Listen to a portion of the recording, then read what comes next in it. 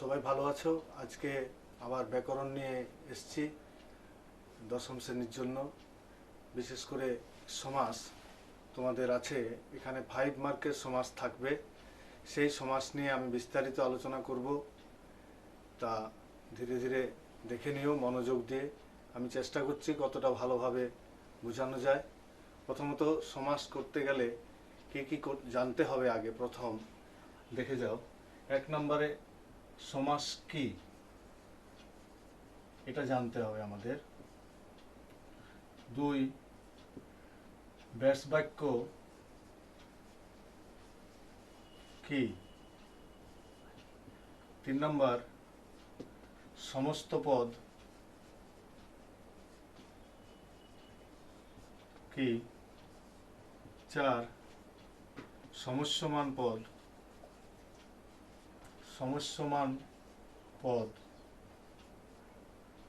5 পূর্বপদ। 6 পরপদ।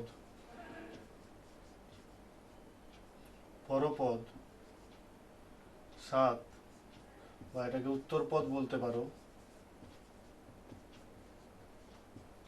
7 নম্বর সন্ধি ও সমাসের সম্পর্ক। আগের দিন সন্ধি ক্লাস নিয়েছিলাম, এখন সন্ধি ও সমাসের সম্পর্ক।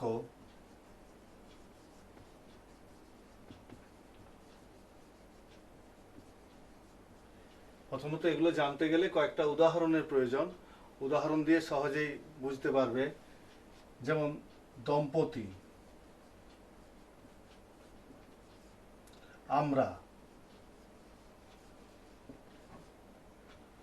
দুর্ভিক্ষ। এখানে 3টা শব্দ লিখেছি আমি। দম্পতি, দম্পতি শব্দটাকে ভাঙলে দেখতে পাবো জায়া ও পতি।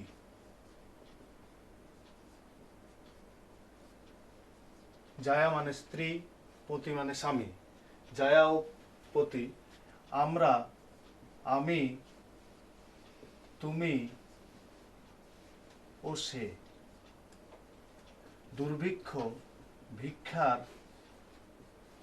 অভাব। তাহলে লক্ষ্য করো এই 3টে উদাহরণ দিয়েছি। 3টে উদাহরণের মধ্যে প্রথমত এলো দম্পতি, জায়া ও পতি, যেখানে দুটো শব্দ পাচ্ছি, জায়া ও পতি। আমরা, যেখানে 3টে শব্দ পাচ্ছি, আমি, তুমি, সে। দুর্ভিক্ষ, একটা ভিক্ষা, একটা অভাব। তাহলে এই 3টা শব্দের মধ্যে শব্দ পেয়েছি। এখানে লক্ষ্য করো ও এর কথা বলিনি, এই ও এর কথা বলিনি, র এর কথা বলিনি। তাহলে পাশাপাশি 2 বা তার বেশি শব্দের মিলনেই সমাস কি হবে? তাহলে এগুলো বাদ হয়ে যায়, ও, র, এগুলো। তো এইগুলো যখনই বসবে তখন এগুলো বিভক্তি। ভিক্ষার সঙ্গে র যুক্ত হয়েছে মানে বিভক্তি। যেমন রাম যোগ এর যুক্ত করলে হয়ে গেল রামের। যে সমস্ত শব্দের সঙ্গে বর্ণ বা বর্ণগুচ্ছ যুক্ত হয়ে বাক্য গঠন করতে সহযোগিতা করে সেই বর্ণ বা বর্ণগুচ্ছকে বিভক্তি বলে। তো বিভক্তি যখনই যুক্ত হয়, বিভক্তি যুক্তই হলো শব্দই হলো পদ, তখন পদ হয়ে যায়। তাই সমাস কাকে বলবো? 2 বা তার বেশি অর্থযুক্ত পদের মিলন। শব্দের নয়, 2 বা তার বেশি অর্থযুক্ত পদের মিলনকে সমাস বলা হচ্ছে। তাহলে আমরা দেখতে পেলাম প্রত্যেকটাই দুটো শব্দ বা 2 এর বেশি 3টে শব্দ, এরকম একটা শব্দ হয়ে গেলে তাকে বলছি সমাস। তাহলে সমাস কাকে বলে বুঝতে পারলে আশা করছি। 2 নম্বর আসছি ব্যাস বাক্য। যে সমাসগুলো দেওয়া হয়েছে একটা শব্দ, সেটাকে ভাঙার পর বিশ্লেষণ করার পর যখন পাচ্ছি জায়া ও পতি, এই টোটালটাকে বলা হচ্ছে ব্যাস বাক্য। যেমন আমরা, আমি, তুমি, সে, এই টোটালটাকে ব্যাখ্যা করার পর যেটা পাচ্ছি সেটাকে বলা হচ্ছে ব্যাস বাক্য। এখানে ভিক্ষার অভাব, এই ভিক্ষার অভাব, এটা হলো ব্যাস বাক্য। বুঝতে পারলে? তাহলে 2 নম্বর হলো ব্যাস বাক্য। 3 নম্বর সমস্ত পদ। সমস্ত পদ যেটা সমাস, অর্থাৎ 2 বা তার বেশি পদ মিশে যখন এক জায়গায় থাকে সেটাই হলো সমস্ত পদ বা সমাস। নেক্সট সমস্যমান পদ। যে পদগুলি নিয়ে সমাস তৈরি হয়, যে পদগুলি নিয়ে, অর্থাৎ আমি একটা পদ, ভিক্ষা একটা পদ, জায়া একটা পদ, এই সমস্ত যে পদগুলি, অভাব একটা, এই পদগুলিকে বলা হচ্ছে সমস্যমান পদ। এগুলির অর্থ না বুঝতে পারলে সমাস করতে অসুবিধা হয়, তাই এইগুলির অর্থ বুঝতে হবে। নেক্সট হচ্ছে পূর্বপদ, যেটি সমাসের ব্যাস বাক্যের প্রথমে আছে সেটিকে পূর্বপদ, এবং যেটি পরে আছে সেটিকে বলা হচ্ছে পরপদ বা উত্তরপদ। তাহলে আমরা টোটাল কি দেখতে পেলাম আরেকবার, যে সমাস দুই বা তার বেশি অর্থযুক্ত পদের মিলনে হলো সমাস, তাতে উদাহরণ দিলাম। নেক্সট হচ্ছে ব্যাস বাক্য, সমাসকে ব্যাখ্যা বা বিশ্লেষণ করে লেখাই হলো ব্যাস বাক্য। সমস্ত পদ, দুই বা তার বেশি পদ যখন মিশে থাকে একসঙ্গে তাকে বলা হচ্ছে সমস্ত পদ। সমস্যমান পদ, যে পদগুলি নিয়ে সমাস তৈরি হয় তাকে বলা হয় সমস্যমান পদ। আর পূর্বপদ, ব্যাস বাক্যে যে প্রথম পদটি থাকবে তাকে পূর্বপদ, এবং পরে যেটি থাকবে তাকে পরপদ বা উত্তরপদ বলা হয়। এত দূর হলো। এখন সন্ধি ও সমাসের সঙ্গে সম্পর্কটা কি? আগের দিন সন্ধি পড়েছিলাম, সন্ধিতে দেখিয়েছিলাম বর্ণের সঙ্গে বর্ণের মিলনই হলো সন্ধি, পাশাপাশি দুটি বর্ণের মিলনই হলো সন্ধি। কিন্তু সমাসের ক্ষেত্রে দেখা যাচ্ছে বর্ণ নয়, শব্দ, পাশাপাশি দুটি শব্দের মিলন হচ্ছে বা পদের মিলনকে বলা হচ্ছে সমাস। আর সন্ধি হলো বর্ণের সাথে বর্ণের মিলন। সন্ধিতে সন্ধি উচ্চারণ ভিত্তিক। সন্ধি উচ্চারণ যেমন দেখিয়েছিলাম দিগন্ত, দিক যোগ অন্ত, বা বেদান্ত, বেদ যোগ অন্ত। ফার্স্ট পার্টের লাস্ট ছিল অ, সেকেন্ড পার্টের ফার্স্ট ছিল অ, দুয়ে মিলে আকার বেদান্ত হয়েছিল। আর সমাসে হচ্ছে অর্থভিত্তিক। যদি জায়া ও পতি তুমি এই অর্থগুলি না বুঝো, দম্পতি পরীক্ষায় এলে তুমি সহজে পারবে না, তাই অর্থ জানতে হবে। অন্যদিকে সন্ধিতে বিভক্তির কোনো ব্যাপার থাকছে না, বিভক্তির প্রয়োজন হয় না, কিন্তু সমাসে বিভক্তির একটা ব্যাপার থাকছে ব্যাস বাক্যে। অতএব আমরা দেখতে পেলাম সন্ধি ও সমাসের সাথে পার্থক্যটা। এখন সম্পর্ক বললে শুধু পার্থক্য নয়, মিল কোথায় না, দুটোতেই সন্ধি সমাস ভাষাকে, শব্দগুলিকে সংক্ষিপ্ত করে, ধ্বনি ঝংকার, সুললিত, একটা মধুর করতে গেলে শব্দকে যখন মধুরতম করতে চাইব তখনই আমাদের সন্ধি সমাস প্রয়োজন হয়। তাই সন্ধি সমাস পড়ারও প্রয়োজন। যদি সুন্দর ভাষায় লিখতে হয় কিছু, তখনই আমাদের সন্ধি সমাস পড়তে হবে এবং জানতে হবে। তাই প্রাথমিকভাবে আমরা সমাস কি এইগুলো জানলাম, এবং সমাস করতে গেলে এই বিষয়গুলোকে আমাদের মনে রাখতেই হবে, এই 7টা বিষয়। এখন চলে আসছি সমাসের প্রকারভেদ। সমাসের প্রকারভেদে অনেকগুলো ভাগ আছে, তার মধ্যে দেখে নাও প্রকারভেদ। এটাকে প্রথমত 6টা ভাগে ভাগ করা যায়। 6টা ভাগে ভাগ করা যায়। তার মধ্যে প্রথম হচ্ছে দ্বিগু সমাস। বানানগুলো খুবই ভুল হয় অনেকের এই বানানগুলো, তাই ভালো করে দেখে নাও বানানগুলো। দ্বিগু সমাস, দ্বন্দ্ব সমাস, এটা আবার শুদ্ধ বানানও আসে, দশম শ্রেণীতে শুদ্ধ বানান আছে, সেখানে এই দ্বন্দ্ব বানানটা কিন্তু আসে পরীক্ষায়। দ্বিগু, দ্বন্দ্ব, তৎপুরুষ সমাস, তৎপুরুষ, বহুব্রীহি, বহুব্রীহি বানানটা ভুল হয়, বহুব্রীহি, কর্মধারয়, কর্মধারয়, আর শেষ হচ্ছে অব্যয়ীভাব। এছাড়াও কিছু কিছু সমাস রয়েছে, সেগুলো কিন্তু মেন এগুলোই ভাগ। তো এই দ্বিগু সমাস, দ্বন্দ্ব সমাস, তৎপুরুষ সমাস, বহুব্রীহি সমাস, কর্মধারয় সমাস, অব্যয়ীভাব সমাস, এর মধ্যে দ্বিগু সমাসের কোনো ভাগ নেই। দ্বন্দ্ব সমাসে আবার 7টা ভাগে ভাগ করা যায়। যদি ভালো করে বুঝতে হয় তাহলে এই ভাগগুলোকে দেখে নাও। সাধারণ দ্বন্দ্ব, সাধারণ দ্বন্দ্ব, সমার্থক দ্বন্দ্ব, প্রায় সমার্থক দ্বন্দ্ব,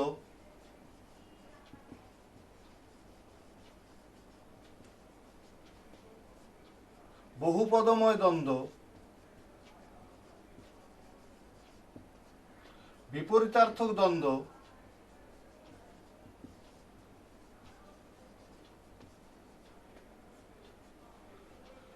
একশেষ দ্বন্দ্ব,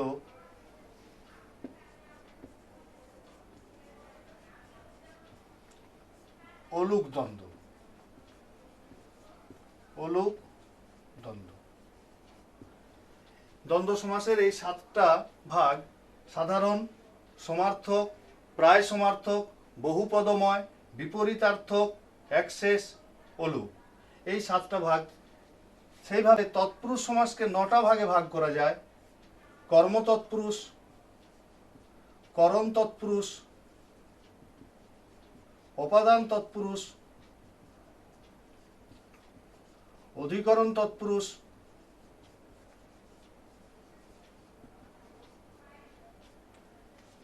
সম্বন্ধ তৎপুরুষ, নিমিত্ত তৎপুরুষ, উপপদ তৎপুরুষ, না তৎপুরুষ বা কোনো কোনো বইয়ে নঞ্চর্থক তৎপুরুষ, অলুক তৎপুরুষ, অলুক তৎপুরুষ, এই 9টা ভাগে ভাগ করা যায়। অন্যদিকে বহুব্রীহি সমাসকে 8টা ভাগে ভাগ করা যায়। সমানাধিকরণ, সমানাধিকরণ,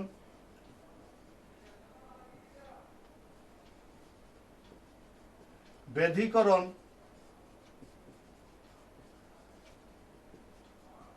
সহার্থক,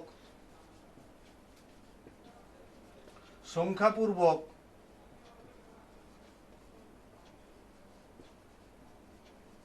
বেতিহার, না,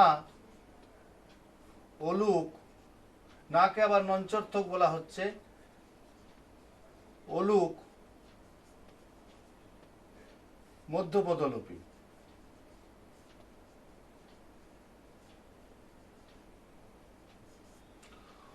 অন্যদিকে কর্মধারয় সমাসকে আবার ভাগ করা যায়। এখানে করছি কর্মধারয় সমাস। কর্মধারয় সমাসকে ভাগ করা যায় প্রথমত 3টে ভাগ। সাধারণ, তুলনামূলক,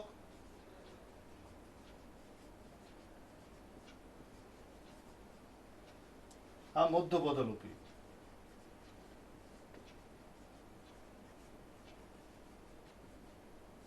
তুলনামূলককে আবার 3টে ভাগে ভাগ করব। উপমান, উপমিত, রূপক। এই যে সমস্ত ভাগগুলি এখন হলো, তাতে প্রথম দেখতে পেলাম দ্বিগু সমাস, দ্বন্দ্ব সমাস, তাতে 8টা ভাগ আছে।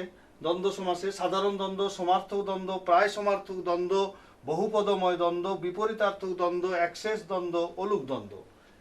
তৎপুরুষ সমাসে 9টা ভাগ করেছি। কর্ম তৎপুরুষ, করণ তৎপুরুষ, উপাদান তৎপুরুষ, অধিকরণ তৎপুরুষ, সম্বন্ধ তৎপুরুষ, নিমিত্ত তৎপুরুষ, উপপদ তৎপুরুষ, না বা নঞ্চর্থক তৎপুরুষ, অলুক তৎপুরুষ। বহুব্রীহি সমাসের 8টা ভাগ করেছি। সমানাধিকরণ বহুব্রীহি, বেধিকরণ বহুব্রীহি, সহার্থক বহুব্রীহি, সংখ্যাপূর্বক বহুব্রীহি, বেতিহার বহুব্রীহি, না বা নঞ্চর্থক বহুব্রীহি, অলুক বহুব্রীহি, মধ্যপদলোপী বহুব্রীহি। অন্যদিকে কর্মধারয় সমাসের এখানে ভাগ করেছি। কর্মধারয় প্রথম 3টে ভাগ। সাধারণ কর্মধারয়, তুলনামূলক কর্মধারয়, মধ্যপদলোপী কর্মধারয়। এখন তুলনামূলক কর্মধারয়কে 3টে ভাগ করেছি। উপমান, উপমিত, রূপক। এছাড়াও লাস্ট ছিল অব্যয়ীভাব সমাস, এর কোনো ভাগ নেই। এই টোটাল আমাদের প্রকারভেদ গেল। এই সমস্তটাকে তোমাদের জানতে হবে, একদিনে সবটা জানা সম্ভব নয়। এখন একটা একটা ভাগকে বুঝিয়ে দিচ্ছি, সেইভাবে বুঝে নাও। প্রথম আজকে এখন আলোচনা করছি দ্বিগু সমাস।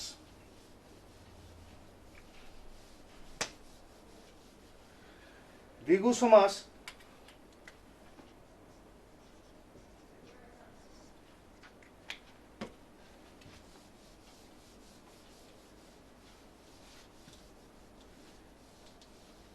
দ্বিগু সমাসে প্রথমত আমি কতকগুলো সংখ্যা লিখছি।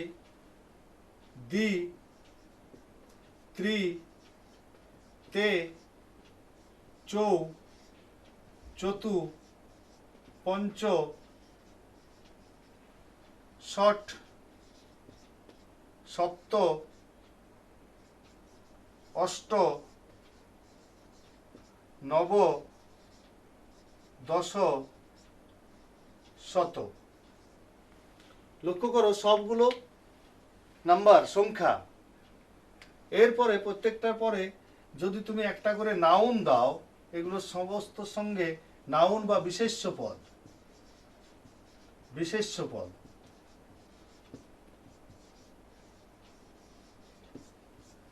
যদি দাও, যেমন ধরো দি, তার সাথে নয়ন, তাই সামনে দেখতে পাচ্ছ নাম্বার, পরে নাউন একটা, নয়ন মানে চোখ, দি চোখ, তাহলে সঙ্গে সঙ্গে বুঝতে পারবো এটা দ্বিগু সমাস।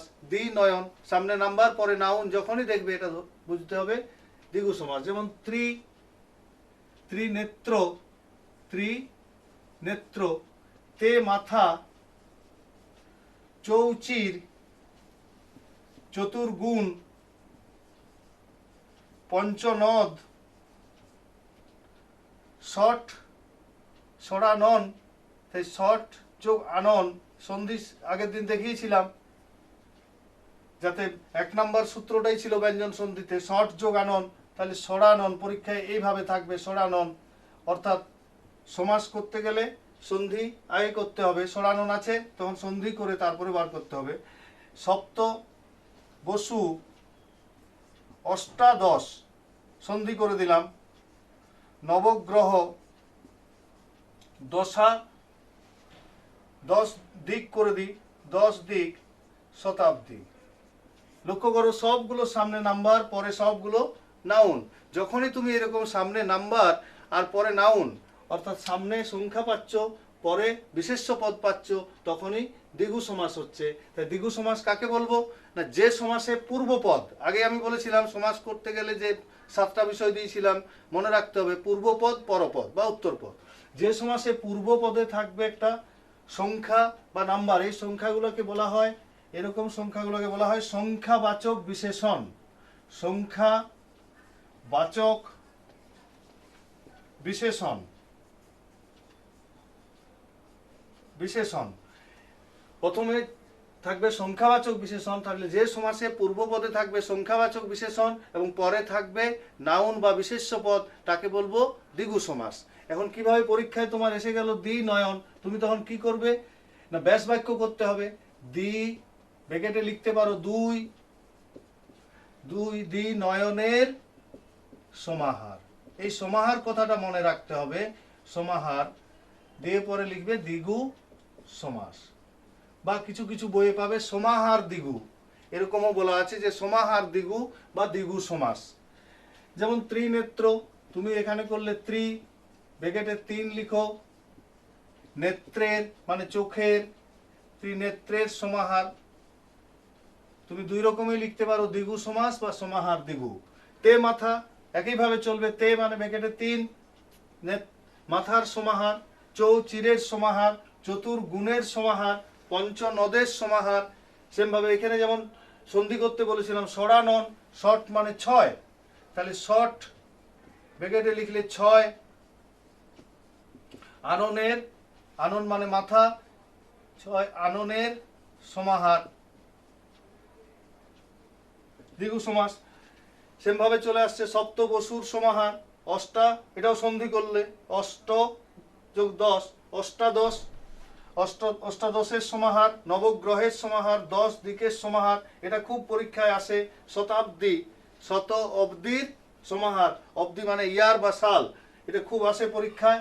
এছাড়াও কিছু পরীক্ষায় আসে এখান থেকে, যেমন সেতার, সেতার একটা খুব পরীক্ষায় আসে, এটাকে মনে রাখতে হবে। সে কথার অর্থ হচ্ছে এখানে 3, সে কথার অর্থ হলো 3, তারের সমাহার, তারের সমাহার, দ্বিগু সমাস। কিন্তু কিছু কিছু ক্ষেত্রে এটাকে বহুব্রীহি সমাসও আছে, যখন বহুব্রীহি করব তখন দেখাবো কিভাবে বহুব্রীহি সমাসটায় এই সেতার কিভাবে বহুব্রীহি হবে এবং কিভাবে দ্বিগু হয়। এখন যেহেতু সমাহার দেব তখনই এটা দ্বিগু হবে, কিন্তু কিছু ক্ষেত্রে দেখা যাবে সে তার যার, যখন আরেকটা অর্থ পেয়ে যাব তখন এটা বহুব্রীহি হয়ে যায়। এটা পরবর্তী সময় দেখাবো, এই জন্য এটা পরীক্ষায় আসে। তাহলে এই গেল দ্বিগু সমাস। আমাদের টোটাল দ্বিগু সমাস থেকে পরীক্ষায় একটা পাওয়াই যায়। তাই দ্বিগু সমাস কি হলো, সামনে যদি তুমি দেখতে পাও নাম্বার বা সংখ্যাবাচক বিশেষণ এবং পরে দেখতে পাও বিশেষ্য পদ বা নাউন, তখনই তুমি সেটাকে ধরলে দ্বিগু সমাস। ব্যাস বাক্য কিভাবে করবে দেখিয়েছি, যেমন দ্বিনয়ন, দ্বিনয়নের সমাহার। তাহলে আমাদের এই দ্বিগু সমাসটা শেষ হলো। এখন নেক্সট এতে যাই, দ্বন্দ্ব সমাস।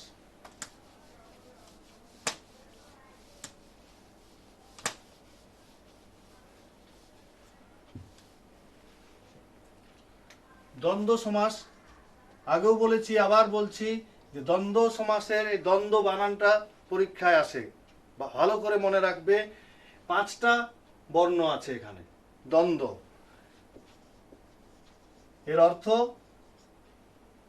ঝগড়া অথবা মিলন, দুটোই হয়, ঝগড়া অথবা মিলন। যেটা তোমাদের কবিতা অন্নপূর্ণা ঈশ্বর পাটনিতে পাবে, তার সঙ্গে দ্বন্দ্ব অহর্নিশ, অর্থাৎ তার সঙ্গে বলতে মহাদেবের সঙ্গে দেবী দুর্গার বা পার্বতীর দ্বন্দ্ব, একদিকে যেমন ঝগড়া আবার অন্যদিকে মিলন, সেই দ্বন্দ্ব সমাস। তো দ্বন্দ্ব সমাসের আমি অনেকগুলো ভাগ দিয়েছি, তার মধ্যে সেই ভাগগুলো ধরে ধরে করছি। 1 নম্বর আসছে সাধারণ দ্বন্দ্ব। সাধারণ, পরীক্ষায় এত ভাগ না লিখলেও হয়, কিন্তু বোঝার জন্য আমাদের দরকার, তাহলে ভালোভাবে করতে পারবে। সাধারণ দ্বন্দ্ব যদি আমি দুইভাবে বোঝানো যায়, যদি পাশাপাশি দেখি দুটো নাউন আছে, অর্থাৎ বিশেষ্য পদ, পাশাপাশি দুটো নাউন, যেমন চন্দ্র সূর্য, পাশাপাশি দুটো প্রোনাউন, পাশাপাশি দুটো ভার্ব যদি দেখতে পাও, প্রোনাউন আমি তুমি, আমি তুমি, পাশাপাশি ভার্ব লেখো পড়ো। অর্থাৎ তুমি যদি বিশেষ্য, সর্বনাম এবং ক্রিয়াপদ দেখতে পাও, পাশাপাশি আছে, চন্দ্র সূর্য, বাবা মা ভাই বোন দেখতে পাও, আমি তুমি, যে সে, এরা ওরা, এটা ওটা, এদিকে ওদিকে, লেখো পড়ো, ভার্ব দুটো, উঠো বসো, খাও দাও, এরকম যদি দেখতে পাও, তখনই এটা দ্বন্দ্ব সমাস। অর্থাৎ পাশাপাশি, দ্বন্দ্ব বলতে প্রথমেই বলেছি ঝগড়া বা মিলন, অর্থাৎ পাশাপাশি কাছাকাছি হতে হবে শব্দগুলো, দূরে হবে না। যেমন চন্দ্র সূর্য কাছাকাছি, বাবা মা ভাই বোন কাছাকাছি, পাশাপাশি এবং লাগালাগি শব্দগুলো হবে, দূরে হবে না। যেমন টেবিল আর কলম হবে না, দূরে হয়ে যাচ্ছে, টেবিল চেয়ার, খাতা কলম, পাশাপাশি কাছাকাছি লাগালাগি, এরকম সব দুটো নাউন হতে হবে, দুটো প্রোনাউন হতে হবে, ভার্ব হতে হবে। তাহলে তখন ব্যাস বাক্য কি করবে না, ব্যাস বাক্য চন্দ্র ও সূর্য, চন্দ্র ও সূর্য, আমি ও তুমি, আমি ও তুমি, লেখো ও পড়ো।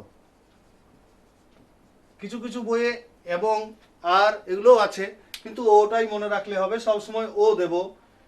তাহলে দেখা গেল সাধারণ দ্বন্দ্বে কি হলো, যে পাশাপাশি দুটো নাউন, পাশাপাশি দুটো প্রোনাউন, পাশাপাশি দুটো ভার্ব দেখতে পেলে এটা হবে দ্বন্দ্ব সমাস বা সাধারণ দ্বন্দ্ব। তুমি পরীক্ষায় দ্বন্দ্ব লিখলেই হবে। নেক্সট 2 নম্বরে আসছি সমার্থক দ্বন্দ্ব।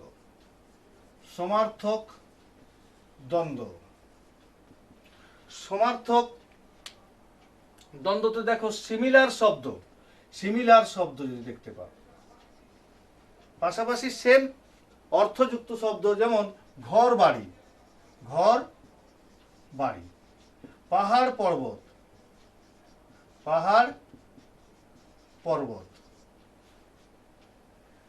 রাস্তাঘাট, রাস্তা ঘাট। তো যদি এরকম দেখতে পাও শব্দগুলো, যে সিমিলার শব্দ, সেম শব্দগুলো অর্থগতভাবে, তখনই হয়ে যাবে সমার্থক দ্বন্দ্ব। ব্যাস বাক্য একই রকম, ঘর ও বাড়ি, পাহাড় ও পর্বত, পাহাড় ও পর্বত, রাস্তা ও ঘাট।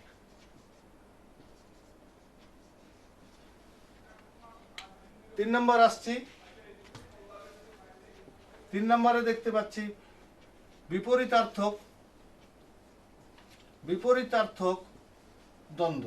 এগুলো তোমার উদাহরণ হিসাবেও আসতে পারে, ক্লাস 10-এর 10ম শ্রেণীর জন্য উদাহরণ হিসাবেও আসতে পারে বিপরীতার্থক দ্বন্দ্ব।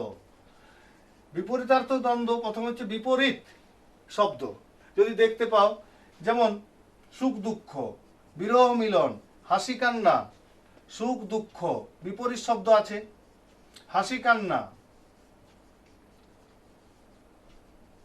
এরকম বিপরীত শব্দ যখনই দেখতে পাবে তখনই হয়ে যাবে বিপরীতার্থ দ্বন্দ্ব, ওই দ্বন্দ্ব সমাসেরই একটা পার্ট। নেক্সট হলো সমার্থক দ্বন্দ্ব গেল, বিপরীতার্থক গেল। এখন 3 নাম্বার প্রায় সমার্থক। 4 প্রায় সমার্থক। প্রায় সমার্থক অ্যাপ্রক্স সিমিলার মিনিং, কাছাকাছি সেম শব্দ যদি দেখতে পাও, কাছাকাছি যদি সেম শব্দগুলো চলে আসে, যেমন ধরো হাট বাজার, হাট বাজার, হাট একদিন, বাজার প্রতিদিন। তাই প্রায় সমার্থকটা যেটা সমার্থক হবে না, একটুকু শব্দের অর্থটা সরে যাবে, তখনই হবে প্রায় সমার্থক। 5 নম্বরে চলে যাচ্ছি বহুপদময়। বহুপদময় দ্বন্দ্ব, বহুপদময় দ্বন্দ্বতে আসছে টু প্লাস নাউন যদি দেখতে পাও, two plus pronoun, two plus verb, two plus adjective. অর্থাৎ দুইয়ের বেশি নাউন, চন্দ্র সূর্য গ্রহ তারা, রাম শ্যাম যদু মধু, দুইয়ের বেশি প্রোনাউন যদি দেখতে পাও, আমি তুমি সে এরা ওরা, এটা ওটা এদিকে ওদিকে, এরকম দুইয়ের বেশি ভাব, লেখো পড়ো উঠো বসো, দুইয়ের বেশি অ্যাডজেক্টিভ, সুখ দুঃখ বিরহ মিলন হাসি ইত্যাদি যদি দেখতে পাও, তাহলে হয়ে যাবে বহুপদময় দ্বন্দ্ব।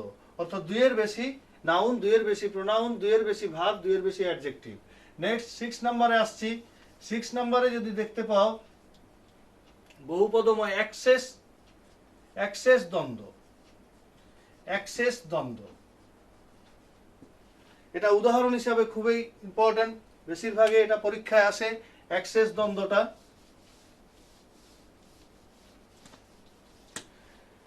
যেমন আমরা, আমরা, তোমরা, দম্পতি। লক্ষ্য করো একটা শব্দ, কিন্তু বিশ্লেষণ করলে একের বেশি প্রোনাউন চলে আসছে, আমি তুমি ও সে, আমি তুমি ও সে, তোমরা তুমি ও সে, দম্পতি জায়া ও পতি। অর্থাৎ দুইয়ের বেশি নাউন, একের বেশি নাউন বা প্রোনাউন, একের বেশি নাউন বা প্রোনাউন যদি থেকে একটা শব্দ তৈরি করে, ভাঙলে পর হয় প্রোনাউন নয় নাউন বেরোচ্ছে, তখনই হয়ে যাচ্ছে অ্যাক্সেস দ্বন্দ্ব। এই জন্য এটা খুব পরীক্ষায় আসে, এটাকে ভালো করে দেখবে। নেক্সট শেষ হচ্ছে অলুক দ্বন্দ্ব। অলুক দ্বন্দ্ব, অলুক দ্বন্দ্বতে দেখতে পাবো যে বিভক্তিযুক্ত শব্দ থাকবে। যেমন রাম শ্যাম না দিয়ে দিল রামে শ্যামে, সুখ দুঃখ না দিয়ে দিল সুখে দুঃখে, রাত দিন না দিয়ে দিল রাতে দিনে। বিভক্তি ব্যাপারটা দেখো, মূল শব্দ রাত, তার সাথে এ যুক্ত হয়েছে, তাই রাত, রাতে। বিভক্তি দিনে, সিমিলার বিভক্তি যদি থাকে এরকম রামে শ্যামে, তো যদি হয় তখনই হয়ে যায় অলুক সমাস। এটাও উদাহরণ হিসেবে আসে অলুক দ্বন্দ্বতে। দেখো পাশাপাশি নাউনের দুটো বিভক্তি, সিমিলার বিভক্তি যুক্ত আছে, সুখে সুখ যোগ এ, দুঃখে দুঃখ যোগে, তাহলে হয়ে যায় অলুক দ্বন্দ্ব। তাহলে আমরা দ্বন্দ্ব সমাসের যে ভাগগুলি পেলাম, সাধারণ দ্বন্দ্ব পেয়েছি, সমার্থক দ্বন্দ্ব পেয়েছি, প্রায় সমার্থক পেয়েছি। তো সাধারণ দ্বন্দ্ব দেখলাম কিরকম, পাশাপাশি দুটি নাউন, পাশাপাশি দুটি প্রোনাউন, পাশাপাশি দুটি ভার্ব যদি দেখতে পাই তাহলে হচ্ছে সাধারণ দ্বন্দ্ব। বিপরীতার্থক দ্বন্দ্ব, যদি দুটো বিপরীত শব্দ পাশাপাশি দেখতে পাই বিপরীত দ্বন্দ্ব। সমার্থক, সেম শব্দে যদি সিমিলার শব্দ দেখতে পাই তাহলে সমার্থক দ্বন্দ্ব। প্রায় সমার্থক, কাছাকাছি সিমিলার শব্দ যদি দেখতে পাই প্রায় সমার্থক। তারপরে বহুপদময়, দুইয়ের বেশি নাউন, দুইয়ের বেশি প্রোনাউন, দুইয়ের বেশি ভার্ব, দুইয়ের বেশি অ্যাডজেক্টিভ যদি দেখতে পাই তাহলে বহুপদময় দ্বন্দ্ব। তারপরে পেলাম বিপরীতার্থক দ্বন্দ্ব, যদি বিপরীত শব্দ পাশাপাশি দেখতে পাই বিপরীতার্থক দ্বন্দ্ব। তারপরে পেলাম অ্যাক্সেস দ্বন্দ্ব, একটা শব্দ কিন্তু ভাঙলে দুইয়ের বেশি নাউন বা প্রোনাউন পাবো, ভাঙলে বিশ্লেষণ করলে ব্যাস বাক্য করলে দুইয়ের বেশি নাউন বা প্রোনাউন, তাহলে অ্যাক্সেস।